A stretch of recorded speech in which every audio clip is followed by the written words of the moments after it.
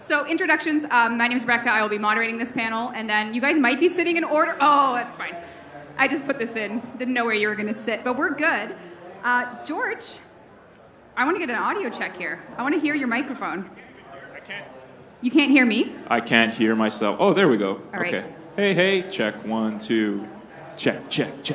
Yeah. As sound people, it's very important that your microphones work so we can hear your voice. 1, 2. Oh. Yeah. And? It's very important. Hello. Ooh, Oh. hi. Yeah. And Yeah, mine works. I'm fine. oh. Cole, does yours work? Does your mic work? Hello, test. Tenno. Yes, it works. Do we have monitors up here? They're right there. Like audio monitors? Do we have the sound audio director wants to know if we have monitors? Dean, what do you think? Can you not hear me, George? I hear you a little I bit. want a Britney Spears microphone headset right now. I want the Britney Spears wireless earphone thing. No, sorry, George. You're But- being way too picky. So welcome to the sound panel. All our microphones work. We are ready to get started. You guys might as well introduce yourselves now that we know your mics work, which was what people want to know who you are. I'm George Spanos. I'm the audio director at DE. Okay, please clap. I know, that was a long pause there. You guys were like, I don't know about that guy. Cole, or DE Scree. I do some characters in the game. Mostly just Clem, though. But Alad V and Captain Vor. and yeah, and level design as well. Hello there. Hello, all you filthy little lizards out there. Oh, stop. My name's Lucas Schuneman. I'm voice actor from Chicago, and amongst many other things that I do, I'm very happy to be back here for a second TennoCon. So glad to be back here. And I voice both Papa Tilburg Gore and Uncle Nefanyo. And then there was this new guy that sounds like Rick DeSchool, I believe is what we call him. He does have lines. I've never heard him on the planes, but he does talk, and that's pretty cool. So yeah, it's good to be here. Really great to be back, you guys. Thanks for having me. This is awesome. Awesome. And last but not least, all the way from Scotland. Margulis. So I'm Max Howarth. I voice the character Ballas. My first TennoCon. It's amazing to be here. The fans are really cool, so thank you all. And I'm trying to tell everyone I meet that I'm much nicer than Ballas is in real life because he's really, really mean. Don't believe him. Don't believe him at all. He's lying to you. I'm nice, honestly. He's nice. It's so awesome to have you here because it's been such a big year for all your characters, perhaps even more to come for many of you. But if you have been to TennoCon before, you know we typically start our sound panels with some actual footage of what our sound team does to make your guns shoot, your Arcwing have sound. Every sound in the game comes from this amazing group of guys. So we're going to start with videos. So it's about 15 minutes, maybe a bit less, made by none other than Travis, who's sitting right in front of me. So we hope you enjoy these just to really give you a sense of how far our team goes to build that audio library. George has a whole video to himself this time. I'm such a diva. He really is. So we're going to turn the house lights down. We'll make sure we get those videos. Then we're going to talk about our characters. Then we're going to talk about tools that everyone uses here. You know, whether they work from home, go to a studio, and then we'll do Q&A from you guys.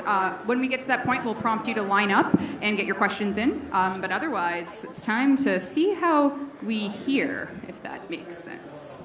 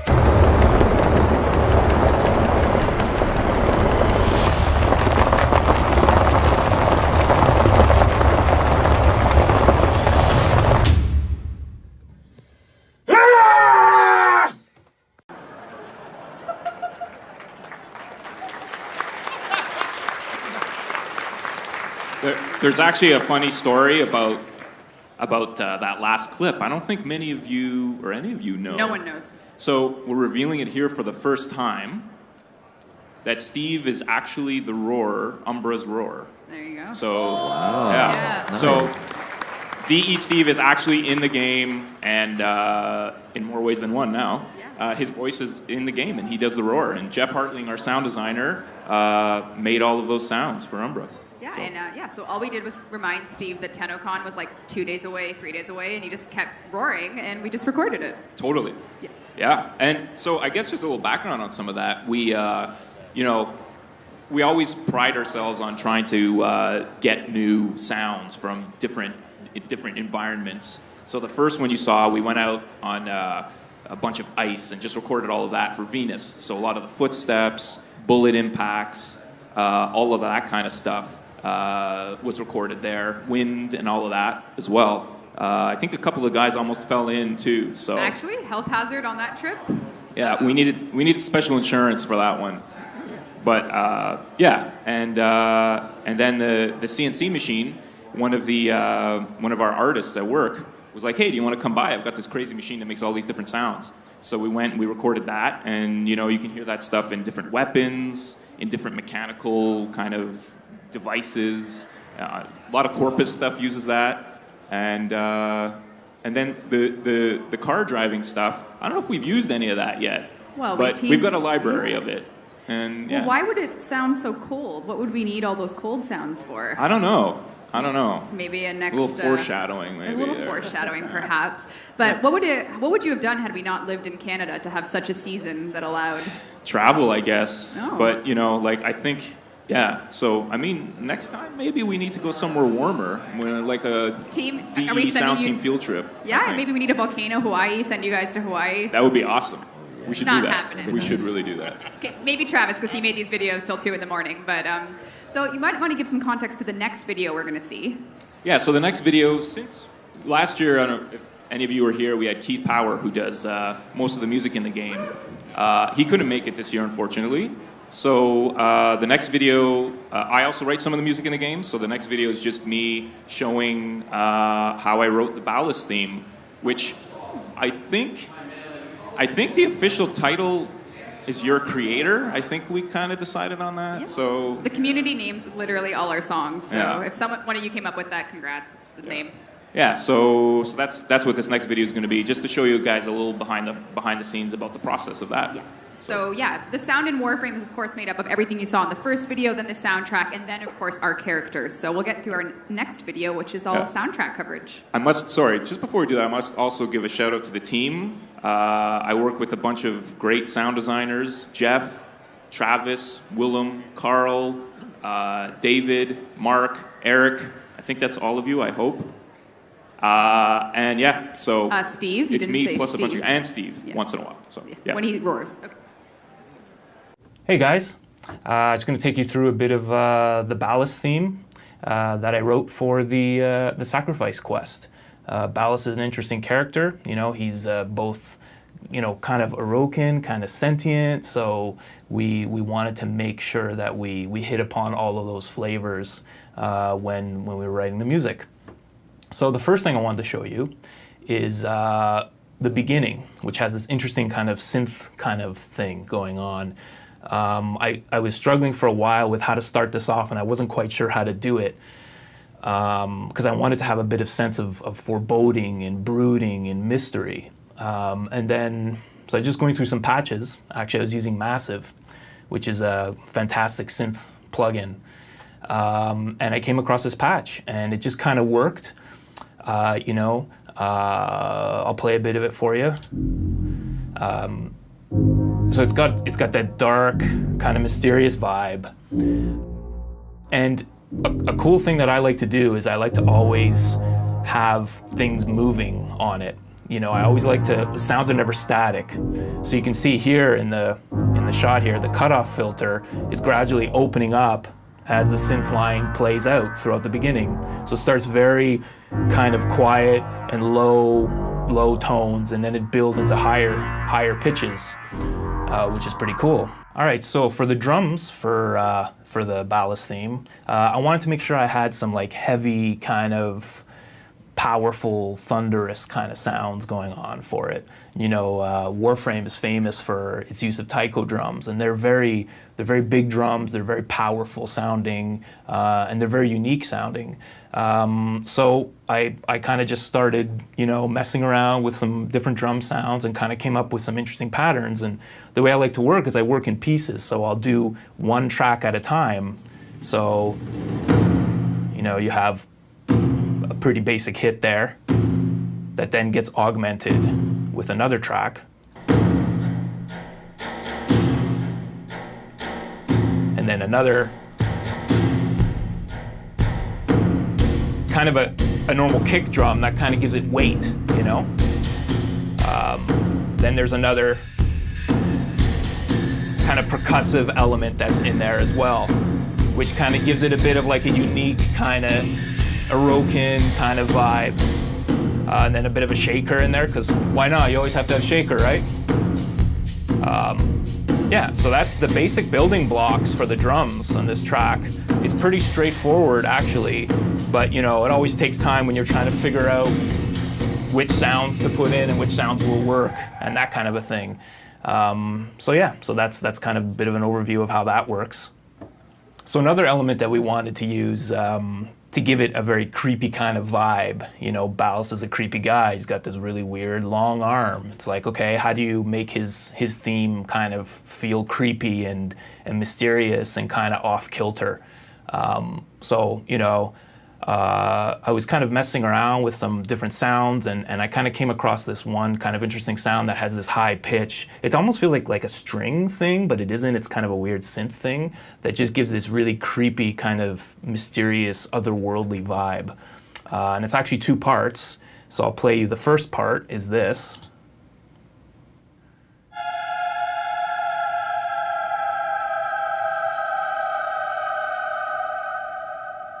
And then there's a layer that goes on top of that, that's this, together.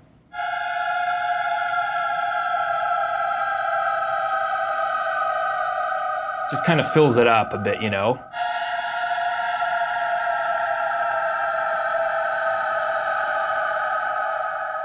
It just gives it that creepy kind of vibe, you know? And one thing that I always like to do, one thing that like always makes things feel creepier, rather than just holding a note, is add some pitch bend to it, you know? So as the note is playing, the pitch is kind of changing and it's going down in pitch, and it just gives it this creepy, eerie, off-kilter vibe. And actually, I did that for quite a few of the sounds in this theme, to just give them, you know, something more, something creepier, something kind of more mysterious and offsetting. You know, the strings at the beginning are a good example too. You know, it's this one held kind of note that just kind of the pitch of it is going up and down constantly, which kind of gives it this creepy vibe. I can play a bit of that for you guys too here. It might be a little hard to hear, but we can try here.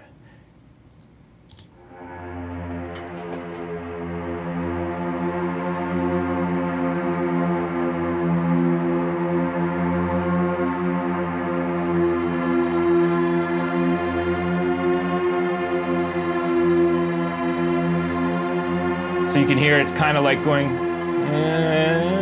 kind of in and out, you know, and it's just making it feel very like off-kilter and creepy and like unsettling. Yeah, so those are some more elements of this track. So in this track, I also knew that we needed something unique and special, so the human voice is something that people really resonate with. You know, it gives music a real personality. So we knew that we also wanted it to feel like, you know, Ballast had this air of majesty and of importance to him.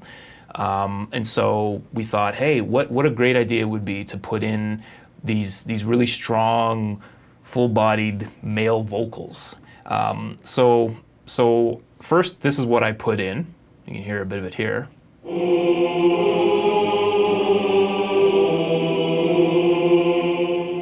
And that's fine on its own, but you know, a common thing to do is to augment samples, this is a choir sample, with real recordings to give it that personality and to really give it a flavor, and it's still hard to really meld samples into something that sounds realistic. So we recorded one of our sound designers here, Eric, who's a singer.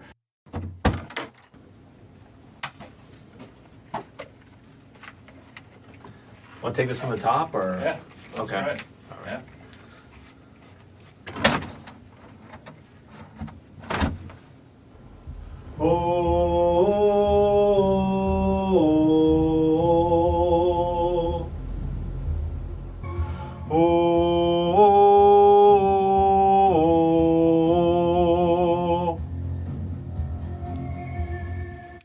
I nailed it that time, no question.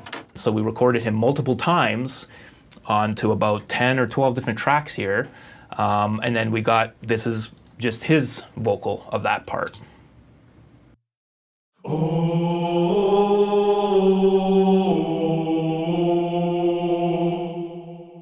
And then when you combine them, you put his part in with that other sampled part, this is what you get.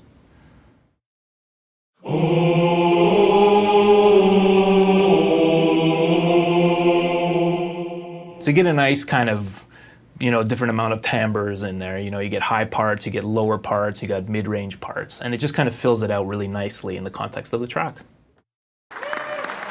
Yeah, so just a little insight into how some of the music is made. It was a lot of fun, a lot of hard work, but it was a lot of fun to write that.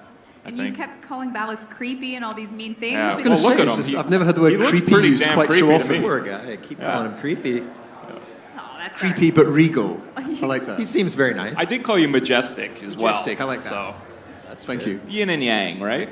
How many of you are guilty of searching the following on YouTube just to check out that Warframe soundtrack? Because, who's done it? Who's listened to all the... Yeah, yep. It's a good time. But those videos were awesome, and the music in Warframe continues to just get better and better. Yeah, I think we should make another soundtrack. I don't know, do yeah. you guys want one? Yeah. Yeah? I think we should do it. I think we have a lot of music. I think we probably have some stuff that you guys haven't heard either that either hasn't made it in or maybe wasn't the right thing for the right situation that could go on the soundtrack. Are you going to release a B-sides of George? Is that Little what you're- B-sides, All right. B-sides things, All right. yeah. I gotta say, I love those Tenno tunes. Oh, the those Tenno are tunes. fucking fiercely. Has anyone here fiercely awesome. made a Tenno tune? Did they contribute to the they're playlist? here. No? Our musicians are in hiding, perhaps shy, but they're so good. So that's our player-made music that we run. But, we have some characters in Warframe, maybe some fan art of some characters represented here on this slide, and some of you happen to be sitting right here on this this couch. So, I have postcards Oh, of that yeah. one that I'm signing at the autograph table later. That's mine. Oh, really? Yeah, I'll be I sure to do. show up for that. Yeah, it's a Korean artist named Lotus Shim who did the art on that one over So, there. when it comes to doing characters in Warframe, we're going to go one by one. George can be the final authority on this, but how did we get the parts? How did you become Ballas? How did you become Nathaniel and Telregor? For me, I just thought the character was kind of really intense, and George and I did the first session together, and I was thinking, is Jonathan Pryce, he plays Grand Sparrow in Great Game of Thrones, so Jonathan Pryce meets John Doe from Seven, so he's incredibly mean, and everything's spoken under his breath. It's fabulous, he's great, the writing's so good, and when it's on the page in front of you, it's so easy to get into the role, and George directs me brilliantly, and it's very cool, I love it.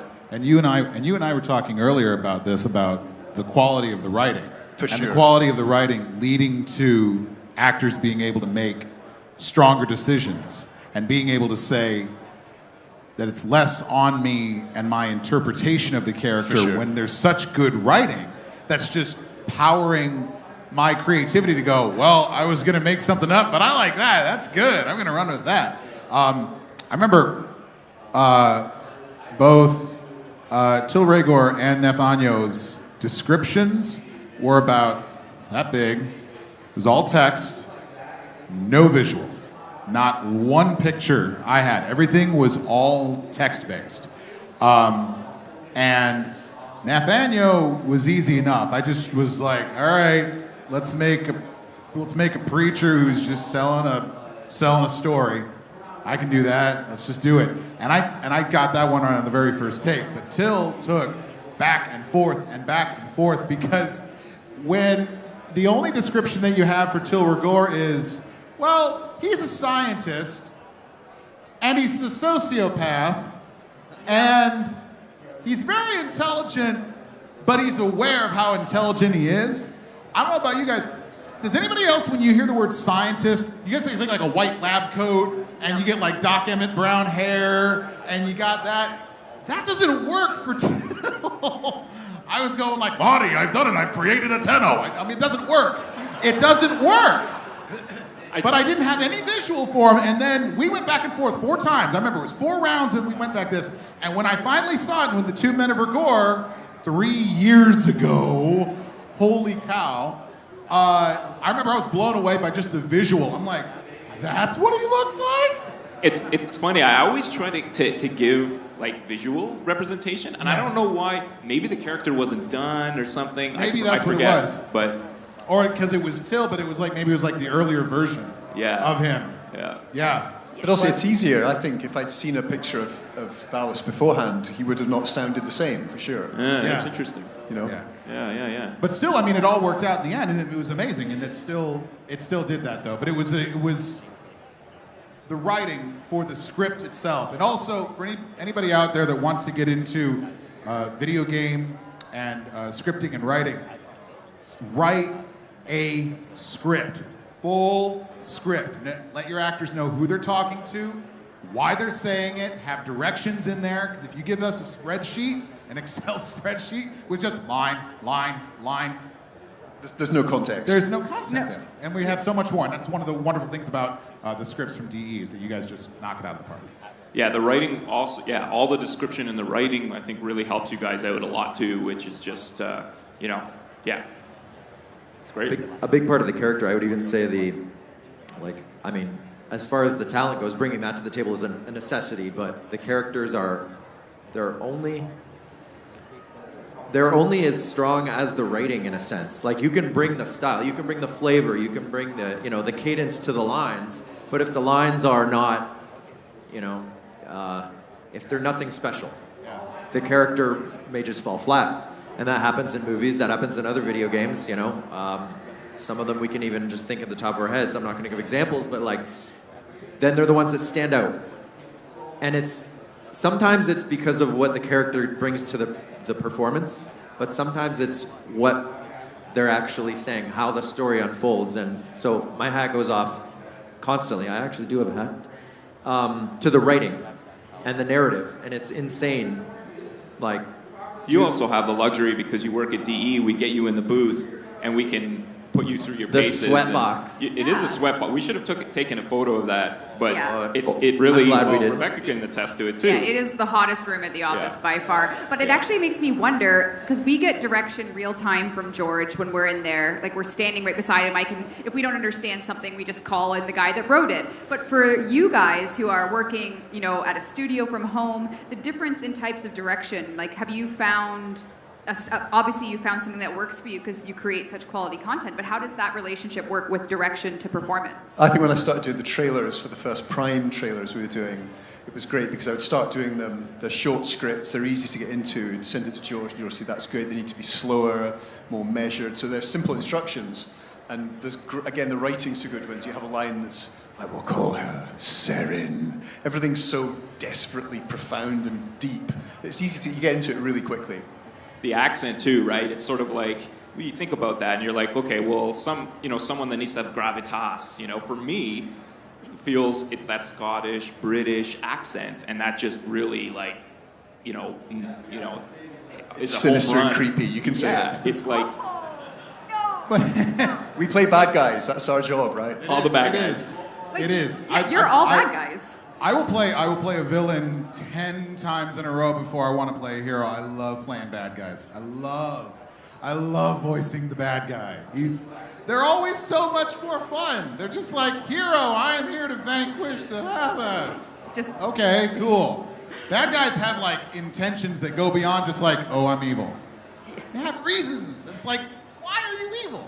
And I love exploring all that. And you know what? Getting back to what you said, Reb, I think it's important that when there is a back and forth that needs to go on between George and myself, or the sound team that needed something because of the mechanical, that line was coming in too hot, you need to re-record that one. Oh, okay.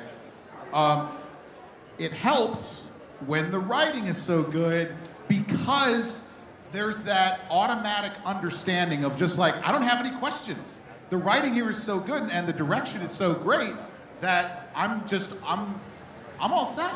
It's really, really great. And also, it also helps to have people like the sound team and the writing team that are open to some new suggestions. Well, if you try to ad-lib out some stuff, I want to do some stuff like that. Sometimes that's where the magic happens. Exactly. I mean, there are characters that start from improv. Like you'll have lines, you'll have an outline, you might even have some pictures, and your first take, you're just rattling them off one after another, thinking like, oh, maybe I can get a different style here, maybe fake some kind of like a stutter or some weird inflection, and then you might just belt something out randomly, and what was that? And it clicks in, totally. Yeah, and that's the thing, that the impromptu and the unplanned things are sometimes the things that go the best. And one thing I know that you do, Lucas, is you always give a bunch of different takes, which is interesting. It's like, oh, how about this? How about that? Especially when it's a new character. It's like, what are you guys looking for? Because sometimes that's the thing too for us, because we write it, but we don't necessarily know what it's going to sound like, and so it takes artistry and vocal talent to be like, hey, what about this? And then you're like, oh yeah, that really works. If you guys could see the script for Rictus Ghoul. Oh, for what? Goodness. For Rictus. Oh yes. Because it's written in Grenier language. Just made it right, the Grenier language, yeah. Do we still use that? We still do. That translate? It's just a script. It's a script, and I enter the words in English, and I press F5, and it translates it into Grenier, and I send it off to these. And I'm like, good luck, I get guys. the script, and I'm like, oh, happy day. Yeah. This is gonna be such a good day. 5 consonants in a row with no break, no vowels. How do we say that? Totally. You're used to it by now, but I'm sure there's so many people who get the auditions and they're like, what the heck is this? Or just people that are auditioning for it that are brand new, like, what do they want here? I have no idea. What is it? Because they don't know it's Warframe. Totally. That's I think, though, one thing that I've been dying to see, and I don't know if you guys feel the same way, but I would love to see Ballas and Miss Rebecca Ford. What? Space Mom. Finally. Oh, would you touch? Oh my! I've actually. And do it live. George. He should be able to do it from there. He's got the. What?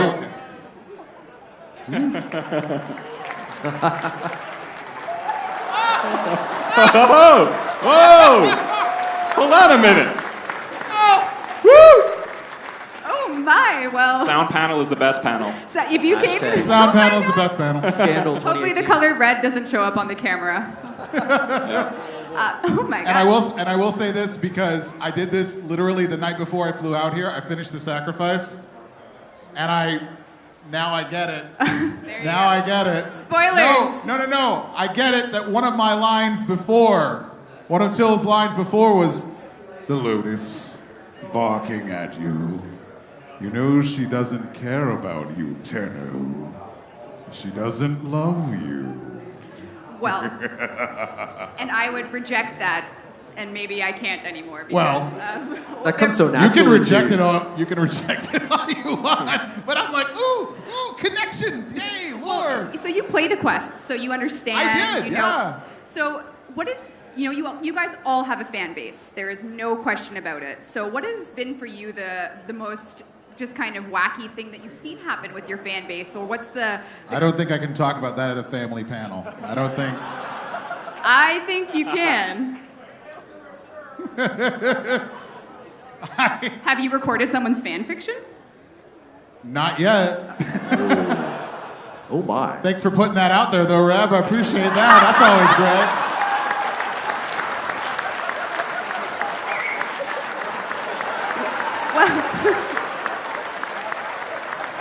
Because somebody out there just went, hey, that's a good idea. And I'm like, we could get some coin in on the side, do a little George wrote some really good fan fiction. It was Yeah, can't be seen yet.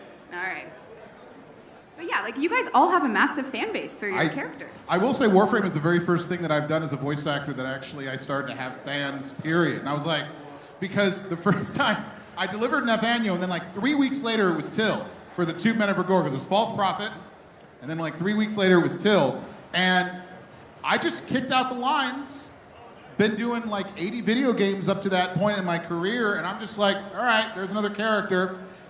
Didn't think it was going to be anything like that. And I think it was 2 or 3 days after Two Men dropped, you sent me an email that said, dude, they freaking love you. Yeah. And I was like, what? And there was like forum posts and all these things. Is that Kelsey Grammer? Is that Samuel L. Jackson? Is that Morgan Freeman? Holy crap. And I'm like, no, it's not. No. Wait, what? You're not? No, I'm not. What? That's no. Yeah. That's for another.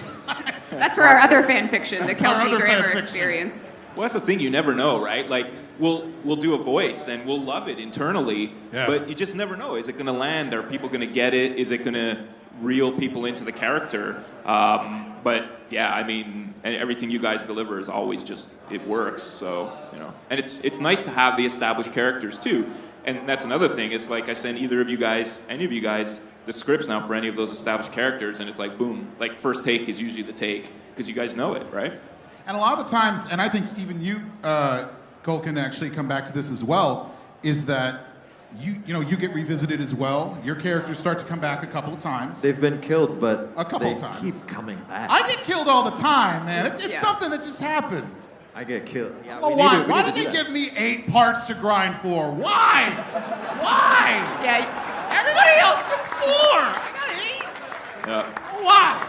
Anyway, no.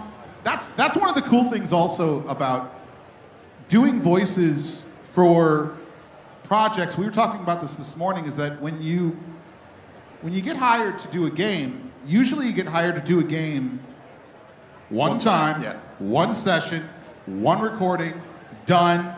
Never come back to it again. Now, and there's no feedback from the guys playing the game. Whether it's feedback from the developer, whether it's feedback from the community, and if it takes off, then the community goes, oh, that must have been really, really fun. It's like, I don't even remember. It was one time.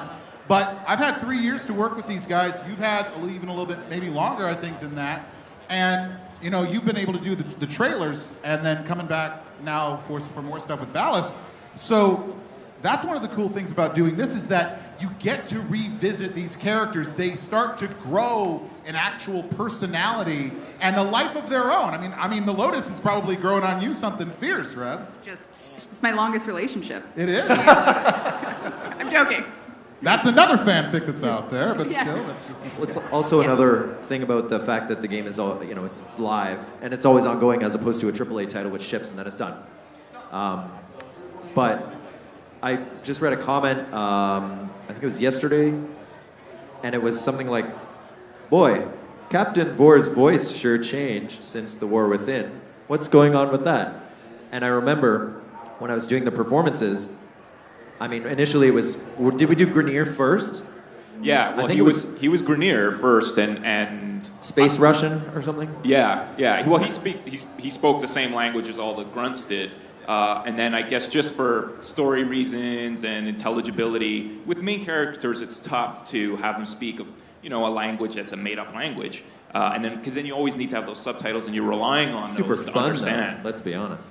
Yeah, it is. Yeah, but then, and that's true. And then we had to go back and re-record a whole bunch of it.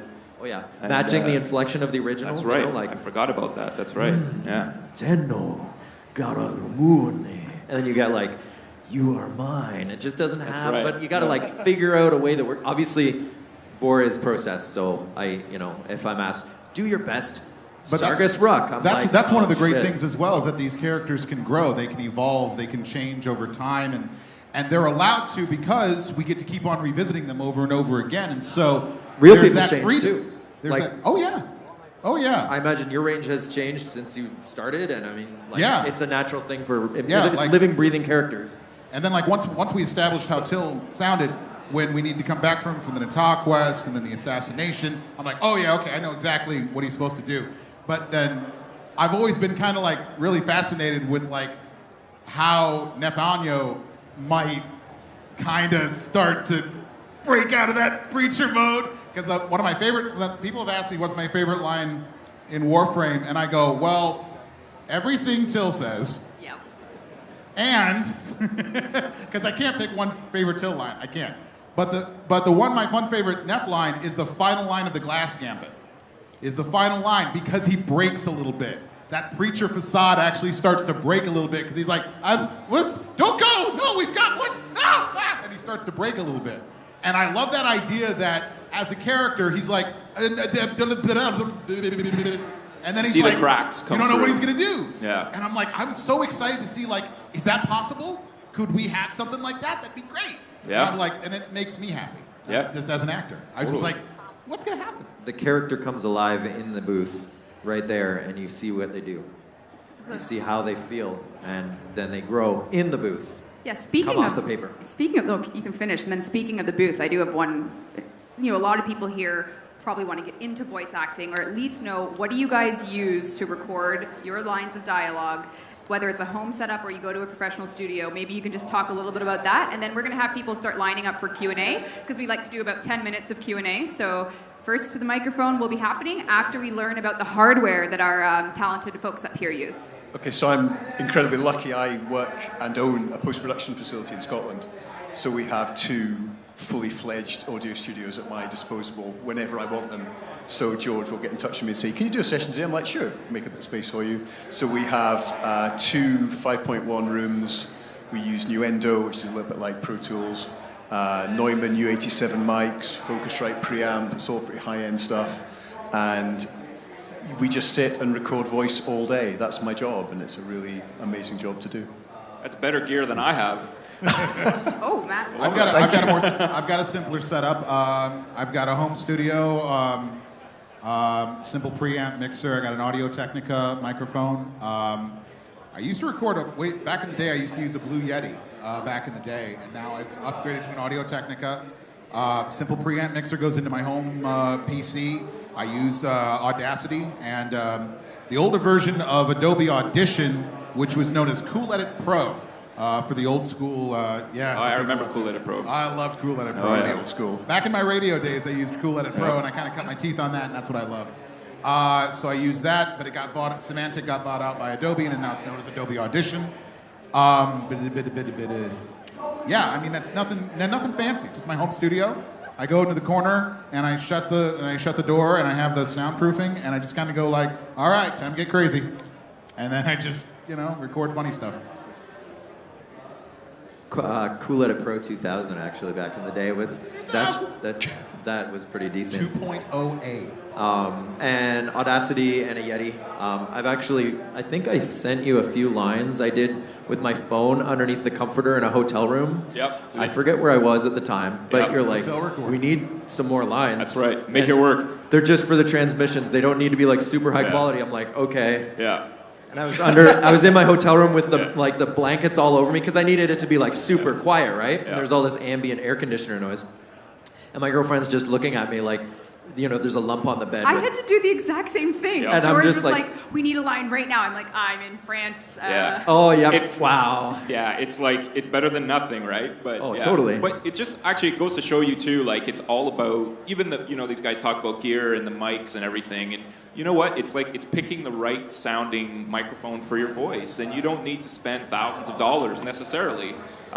It's just all about getting the right thing that will bring the best out in your voice. It's like you're not getting hired because you have the best equipment or the worst equipment. You're getting hired because you're you. No. Period. There's that. When we were doing some voice, like some auditioning for something else, I remember the exact same feeling of we'd get an audition where the quality was low and it was kind of grainy, like it was clear that the mic wasn't really great. And I remember thinking to myself, like, if only this was like the passion is there, you can hear it. You can hear there the is makings definitely of the a minimum standard for sure. Yeah. But yeah, and those are the unfortunate ones too. It's 'cause sometimes we get some auditions in that are fantastic, but the recording quality is really, really poor, and it's like, so. It's like you can't get hired if this is the kind of quality that you're going to kick out as good as you are. And luckily, George is running a panel again later. Yes. Just And to we'll give- talk more in depth about this Yeah. stuff if any of you guys are interested. Yes. If you're really passionate about voice acting and learning some tips, there will be a custom workshop just for that. But we have about 10 minutes left, and I'd love to get as many questions as we can. So make sure you get nice and close to the microphone, introduce yourself, and we'll answer your questions. Hi, so my name is Anna, and I was wondering, are you guys ever gonna record like more like generic music for like combat or like new areas? Because they get so repetitive, as much as I love them. It's tough, right? One thing that we do, and I think we've talked about this before, is we play back. So we'll have, let's say, a 3-minute piece of music, and we'll break it out into what are called stems. And so we'll play each individual part, and we can mix and match them, and it's kind of like a virtual DJ. So that will extend it to almost to make it feel like a 15-minute piece, but yeah, I get it. We need more. The problem is there's always like a quest or something, and that needs music, and it's like, oh, we better do that first. But I agree, because there still is really that singular corpus Get one, it out. Well, right? maybe there's a spoiler in your video of some more There corpus might- music. yeah, there might have been The something in keen that video. ear would have heard that. So. Yeah, it's just like, as much as I like the music, it just burns into your brain, you know? Like you just... Yeah. We need to do more. Thank Yes. you. Okay, thank you. Hello. Hey, George. Hey. My name is Matt, also known as Shake and Bake in Warframe. Hi. So I'm gonna pick on you a little bit because I asked this question last year. Uh-oh. As Matt had told us in the previous panel about all the dojo updates that happened, there was one thing that I don't think was added. That was the dojo instrument that is still in the mode. Can you get a bit closer to the mic? Sorry. The dojo instrument that I asked about last year. What's up with that? We had all the cool dojo cosmetics stuff around, but there's no music. I mean, we got music for our orbiter too, but... Come on, George, what's the story?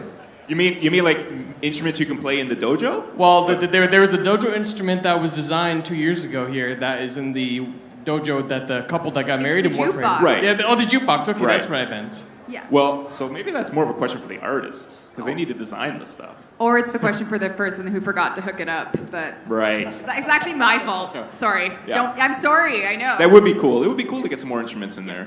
Like the shamisen or something. That'd be cool. Yeah. We actually, in the art panel, we just looked at the instrument from the Sacrifice Quest, and that's coming. So stay tuned. And then my second question is, any plans for further Octavia sound packs? There's no immediate plans, but I'd love to do more. But yeah, like I don't know, like do people even like them? I don't even know. Yes, Like, George. Look at you. Sorry. Yeah, You get a whole video. And I'm lame. No. It would be great for us to do some more of those. What would you like to hear in particular? Is there any style? metal, Yeah. yes, please. Yeah, we need to do one of those. Yes. Okay, We need to do one of confirmed. those. Thank you. All right, thank you very much. Hello. Hi, I'm Chris, or D Strawberry Girl. I have a question for everyone who has ever mentioned the Orokin or Orokin. Which is it? Orokin versus Orokin. Orokin or Orokin? What's the verdict? I know, I think we all say it the same way, Orokin. Orokin is what I say. I think even Tillis said Orokin. This is like Orokin era stuff. Yeah. I think he says that in the Talk West. I think I'm the only lame Canadian that says Orokin. Orokin. I've I don't definitely even heard know. Lotus say it both ways. So. Lotus has said Orokin once, and it's haunted me for this day. Because it is an error. It is a pronunciation error, because in the camp of Steve versus Jeff, Jeff is Orokin, but Steve is Orokin. So I picked my side. Okay, thank you. Hello.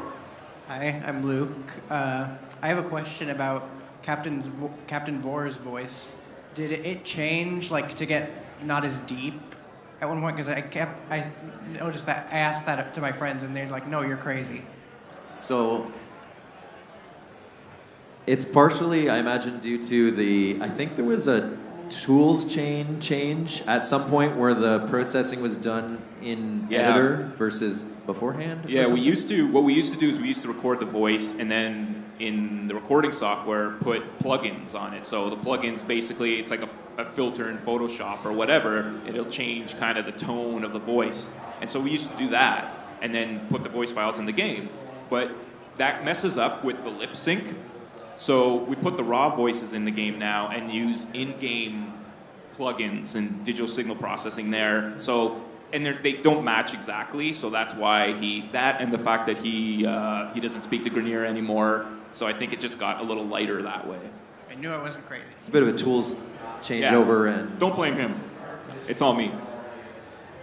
I like that answer. And we'll take our next question, and then I'm going to wait for a very special guest to come on stage as we get your... I'm Kid Foxtrot. Oh, hello. Hey, how's it going? Nice and close to the mic, please. Yeah. First of all, I still think my favorite piece of music from Warframe is This Is What You Are. Keith, we Mr. love Keith Power. Yeah. So solid. Yeah, he's a fantastic composer, and I love it. I never get tired of listening to that piece. It's fantastic. So my question is, are we going to get Ortus Prime back? On Ortus what? Ortus Prime. When he changes. We'll see. Okay. We'll see. We'll have time for 2 more questions. But before we get to our next question, we actually have someone in cosplay as one of our panelists. So why don't you come on up? Whoa, that's crazy.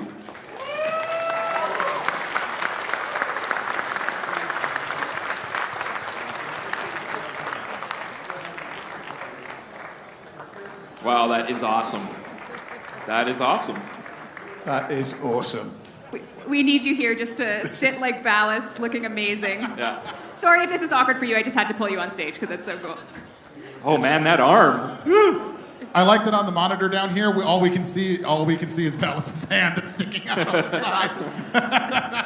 We'll take 2 more questions and then we'll wrap up and thank you. And hopefully we can get to learn more about our cosplay character here. Hi there, Christopher Skinner, screen name My Boy. 2 quick questions. What's the weirdest place you've ever gone to record a sound? And the second, have y'all ever thought of Warframe specific little sound clips or soundtracks? Yeah, I guess, so for the first question, a few years ago, me and Eric, one of the sound designers, went to a sewage treatment plant here in London for the Grenier tile set. We were like, we need some gross, just nasty sounds and inspiration, and it was inspiring. It was pretty horrible, but we got some great sounds. So that was probably the craziest place. And then, sorry, I didn't understand your second question. Sound clips. Sound clips? Yeah, I guess... Like ringtones? Themes. Oh, we have those. Check our fan kit. Oh, the fan kit. Yeah, we'll put more in there. Don't worry. There is a fan kit with those that you want. So they're there. We'll keep adding to that too. Yeah. Thank you. And our last question. Hello. Hi. My name is Tube Girl, and I own a Tumblr blog called Poorly Drawn Till Rigor. A bit closer, please. My name is Tube Girl. I own a Tumblr blog called Poorly Drawn Till Rigor. My question is for anyone who voice acts on the stage, including you, Rebecca. If you weren't voice acting your current character, what character would you want to voice act? That's a good question. Are we opening the field to anything? Anything in Warframe? Anything you want. In Warframe or anywhere? In Warframe. So not any other character. Just any other Warframe character. If you weren't voice acting your current one. As a general rule, I don't like to say, like, oh, I would like to be that character that's already voiced, because that's like me saying that I want to have their job or I want to take away do it from better. them. I don't want to. I want to be Till Regor and Nathaniel. Okay, cool. Then I want to be the Lotus. I don't want that. I ship it. Yeah, I think I'd like to do an operator just because they can have so many voice packs, so that way you're not stepping on toes, you know? Yeah, see, like, Political I answer. like that. I like that idea because it's like, oh, now we have more operators to choose from. different take on it. More voice Absolutely. packs. Let's do that. I'd love We to should be do that. operator. I want to be an operator too. Let's do it. We can Let's all be do it. operators. The Clem Thank operators. you. We can all be operators now. I just have to give my deepest gratitude for our panelists today. You have been amazing, and I would love to know more about our cosplay. So good. Perhaps you're participating in the cosplay contest later today? Yeah, I will. We're so. How long did that take you to make? It took me a few weeks. It's stunning, and you're next to Ballas himself, so this is like some bizarro universe where you're in like 2 entities. Yes, it's quite humbling. You look fantastic, and you guys have been fantastic on this panel. Can we give the biggest round of applause to our sound panelists?